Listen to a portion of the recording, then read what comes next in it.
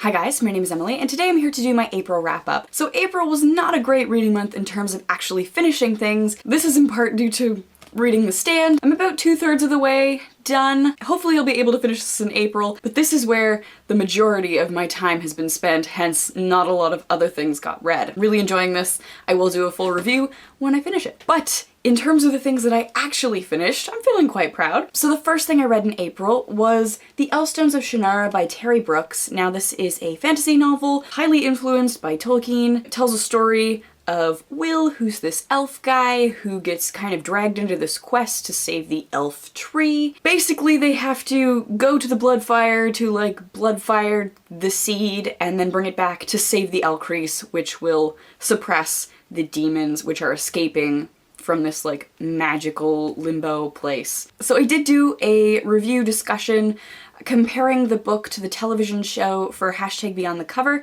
and I will link that down below if you are interested. All in all, it was an okay reading experience. I have heard from you guys in the comments that if I keep reading, the further along I get in Terry Brooks' works, the better his writing gets, which I can see. I will keep reading. I'm excited to do that. Thank you for chatting with me about Terry Brooks in the comments. So the next book I read in April was for an essay, and this is The Myth of Mental Illness, Foundations of a Theory of Personal Conduct by Thomas Szasz?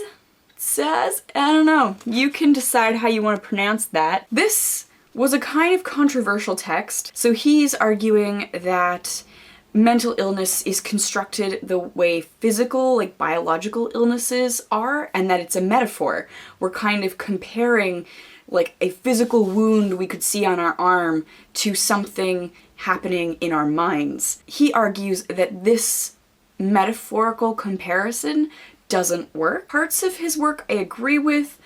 Other parts I think he goes a little too far, and I think that the text is probably very much a product of the time it was written in. His book was an interesting reading experience. It was definitely an interesting argument. I'm sure it sparked a lot of scholarly conversation, but I'm not sure I agree with everything that he has to say. The next book I read is a reread. It is Fantasy: The Literature of Subversion by Rosemary Jackson. I ended up buying my own copy because the school library copy is in high demand with all of us fantasy thesis people. So she is arguing that fantasy as this imaginative literature has the potential to be very subversive. I'm kind of paraphrasing when I say that fantasy offers a play space, and as long as you are internally consistent, you can do whatever you want in that world, and fantasy generally tends to be quite conservative, so she kind of looks at why, and she looks at where we can see subversion taking place. And so this was really cool. If you are interested in fantasy literature and thinking about fantasy literature critically, I would highly recommend that you pick this up, because it's a really helpful starting place for kind of pulling things apart. Sorry if you can hear my dogs. So the last thing I read in April is A Short History of Fantasy by Farah, Mendlesohn and Edward James. So the authors look at what has influenced the fantasy genre from 1300 BC, the Epic of Gilgamesh, all the way up to 2010, I believe, when the book was published.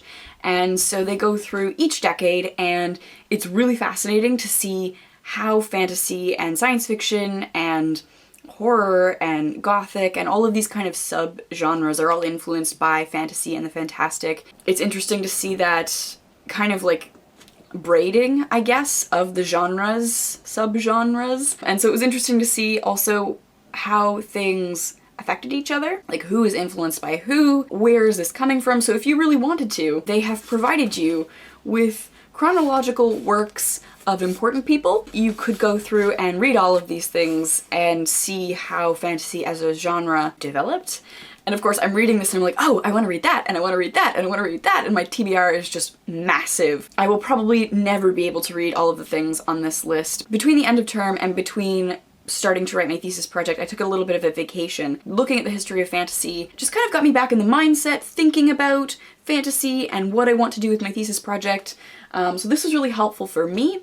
If you are interested in fantasy literature and want to see how your authors dialogue, if you're looking for more people to read, I would highly recommend this. And Farah, Mendlesohn and Edward James are two big names in fantasy scholarship right now, so their work is really great. And I've also picked up Rhetorics of Fantasy by Farah Mendlesohn and The Cambridge Companion to Fantasy Literature by Edward James and Farah Mendlesohn, just for more thesis reading. Although April has been kind of a small reading month compared to February and March, it's been a very dense reading month. Let me know what your favorite thing you read in April was. Thank you for watching.